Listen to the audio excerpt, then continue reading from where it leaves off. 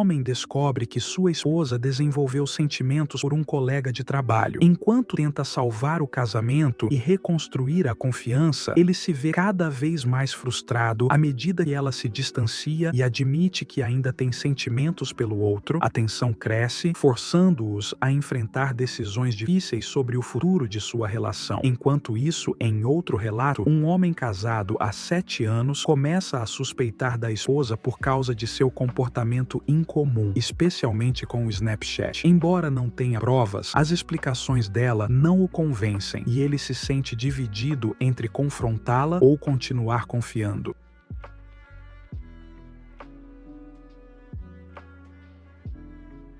Ok, então, minha vida virou de cabeça para baixo. Descobri que minha esposa estava apaixonada por um homem do trabalho dela. Ela o conhece há apenas 6 meses, mas eles simplesmente se deram bem. E ela viu aceitação e reconhecimento da parte dele, assim como paixão e faísca que não estavam em nosso relacionamento. Casados há 7 anos, gêmeos de 8 anos mais 5 anos. Embora tenha se passado apenas 1,5 desde que descobri, tenho estado em uma montanha-russa emocional, de querer reconquistá-la, implorar, até aceitar que não posso ficar no caminho do seu verdadeiro amor. Então, quando comecei a recuperar minha compostura, tive que gritar que o que ela fez não foi certo. Se ela tinha problemas em nosso relacionamento, ela deveria ter conversado comigo sobre isso. Nós deveríamos ter feito terapia. Ela nunca deveria ter dito a outro homem que o amava enquanto ela era casada comigo. Ela já passou por situações parecidas com essa no passado. Então, estou começando a acreditar que ela não está realmente apaixonada por mim há muito tempo, mesmo que nos demos muito bem e sejamos próximas. Mas por causa dos nossos estilos de vida, muitas vezes somos como navios na noite. Ela acorda às 4h30 para começar o trabalho. Eu sou mais uma coruja da noite. Depois que ela vai para a cama cedo, costumo ficar acordado até mais tarde. De qualquer forma, eu disse a ela que precisávamos pensar sobre nossas opções, que ela precisava terminar com esse cara para que pudéssemos nos concentrar em se tínhamos algo que poderíamos salvar em nosso relacionamento. Ela concordou, e foi uma noite dizer a ele cara a cara que tinha acabado. Antes de ir, eu disse a ela as condições. Você precisa dizer a ele que acabou para sempre. Nenhum contato físico. Depois disso, não houve contato com ele, exceto em trabalhos essenciais. Me avise assim que estiver pronto. Caso contrário, não teríamos a chance de olhar para nossa posição com clareza. Ela foi vê-lo. Desligou o telefone porque estava estressada. A bandeira vermelha. Eles passaram 2,5 horas juntos. A bandeira vermelha. Enquanto eu esperava para ouvir, eventualmente, às 11, ela apenas me mandou uma mensagem de texto. Está feito. E eu perguntei se poderia ligar para ela por 1 minuto. Ela disse não. Estou cansada e triste. Bandeira vermelha. Então enviei uma mensagem de texto para confirmar que ela não havia dito para ele esperar, mas que era permanente. Ela respondeu com está feito novamente. Bandeira vermelha. Depois de mais algumas cutucadas, ela disse agressivamente é permanente. Você conseguiu o que queria. Eu sou toda sua. Houve cerca de 4 minutos de intervalo entre as mensagens. Bandeira vermelha. Perguntei se ela ainda estava com ele. Ela disse, estou prestes a voltar para o meu quarto, sozinha. Bandeira vermelha. Então, meu nível de confiança não era alto, mas eu não tinha controle sobre a situação. Eu disse que isso era importante para mim, então eu talvez estupidamente confiei nela. Nos dias seguintes, tentei falar com ela sobre coisas que eu precisava para construirmos mais confiança. Uma coisa que eu disse foi que talvez tivéssemos uma política de telefone aberto e senhas compartilhadas por um tempo. Ela não se sentiu confortável com isso. Eu também disse, gostaria de falar com outro cara para confirmar nosso entendimento sobre não contato. Acabou etc. Ela também não queria fazer isso. Mais tarde, ela me disse que ainda tem tesouros dele em seu telefone, e playlists de músicas etc. que ela não os havia deletado ainda. De qualquer forma, já faz alguns dias que isso aconteceu, e a vida em casa tem sido estranha. Cuidar das crianças e fingir que está tudo bem é muito difícil. Tenho tentado falar com ela sobre onde está sua mente e ela continua dizendo que precisa de tempo e espaço para pensar. Ela começou a dormir em seu escritório, e em um momento eu vi em seu Kindle ligado que ela estava lendo Splitsville sobre como se separar de seu parceiro. Um dia eu disse, não aguento mais isso, é uma tortura. Você está me enrolando enquanto decide se fica comigo ou não. Não é justo. Eu disse que precisamos concordar em fazer terapia ou terminamos. Ela disse que não via a necessidade de fazermos terapia e, a essa altura, sua mente ainda estava na separação, mas que ela ainda estava pensando. Então, ontem tivemos uma noite adorável. Ela estava falante e feliz comigo, mesmo quando não estava perto das crianças. Tomamos um pouco de vinho e uma noite muito agradável rindo e nos divertindo com as crianças juntos. Depois eu disse, por que estamos fazendo isso? Nossa vida é adorável. E ela disse que eu quero mais do relacionamento do que ela. Eu quero estar apaixonado. E ela não está apaixonada por mim. Ela disse que se ficarmos juntos, ela provavelmente vai me trair de novo. Da próxima vez será pior por causa dessa vez. Isso doeu ouvir. Perguntei se isso era tudo porque ela ainda o amava. E ela disse, sim. Como eu poderia não amar? Então eu pedi para ela ser sincera sobre algumas coisas. Eu perguntei quando ela o conheceu para dizer que tinha acabado se ela tinha tocado nele. Ela disse que o abraçou para se despedir. Eu perguntei se ela tinha dito para ele esperar. E ela disse que ela não pediu para ele esperar. Eu perguntei se ela tinha entrado em contato com ele fora de onde era necessário para o trabalho. E ela disse que tinha ligado para ele no caminho para a casa do trabalho. Eu perguntei se ele tinha acompanhado de volta volta para o quarto dela naquela noite, e ela disse que sim. Eu estava furioso com ela. Toda a chance que ela teve de me mostrar mesmo uma pequena quantidade de respeito ou a oportunidade de reconstruir a confiança, ela escolheu não fazer. Depois que as crianças dormiram, eu gritei para ela sair da minha casa e ficar na casa da mãe dela durante a noite. Ela se recusou e começou a avançar em mim. Ela eventualmente foi embora. Foi realmente uma bagunça. Eu simplesmente não sei como as coisas foram tão mal. Essa mulher que eu amei por quase 12 anos se transformou em alguém que eu não conheço. Eu esperava que ela estivesse em algum tipo de névoa de caso, que eu pudesse tirá-la dessa névoa se ela visse as repercussões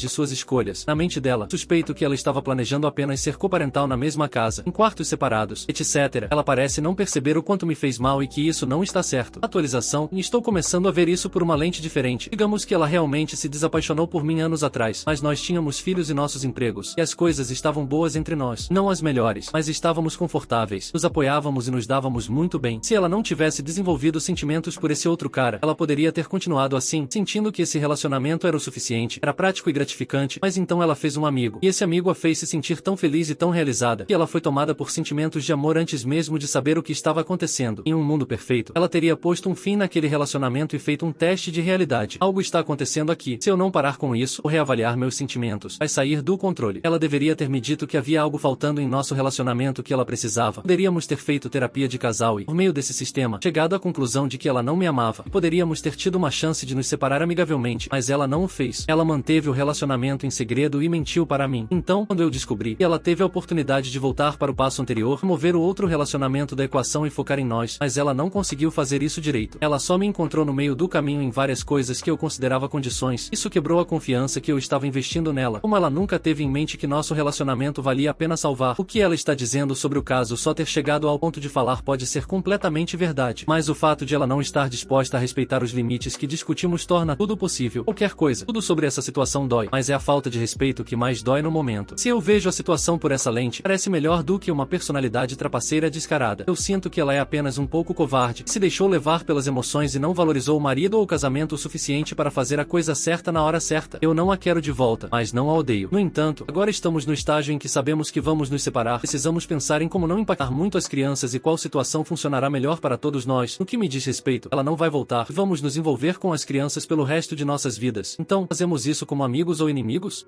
Nem como amigos ou inimigos, como copais. As crianças são a prioridade em tal arranjo e qualquer coisa entre vocês dois é irrelevante. Você não precisa ter mais nenhum tipo de relacionamento com ela além de pegar e deixar e discutir marcos importantes e coisas caras. O amante, no entanto, isso é outra questão. Ele escolheu isso. Trava, estoque e barril. Se ele quer ser um padrasto, então é melhor que ele faça um trabalho. Se ele falhar, então não demore em colocá-lo na parede. Ele escolheu entrar em um acordo hostil de coparentalidade. É melhor que ele faça um trabalho tão bom na criação dessas crianças quanto você faria. O amante vai ter dificuldades. Namorar uma mulher divertida, intimidade de aventureira e sempre bem apresentada é muito diferente de uma mãe matinal tentando tirar as crianças da porta para a escola enquanto pega um pedaço de torrada com geleia para baixo que uma das crianças deixou cair no carpete. Esteja preparado. O anúncio do que ela vendeu a ele não é o produto que ele está recebendo. Seu vaivar pode muito bem voltar quando perceber a enormidade disso, ainda mais se nenhum dos avós, outra família o aceitar. Espero que quando você diz que vai se separar, você queira dizer divórcio e não apenas viver separado. Acabou e o melhor que você pode fazer agora é controlar como o casamento termina. Então instigue o 180 e a pedra cinza até que os papéis do divórcio sejam elaborados. Crie um plano de coparentalidade que minimize o contato que vocês têm um com o outro, a menos que seja sobre as crianças. Comece a cuidar de si mesmo, academia, alimente-se bem, persiga seus interesses com vigor renovado. Talvez, leve as crianças para férias, se puder pagar. Não, você não precisa odiá-la, mas isso não significa que você precisa gostar dela também. Na verdade, não pense nela de agora em diante.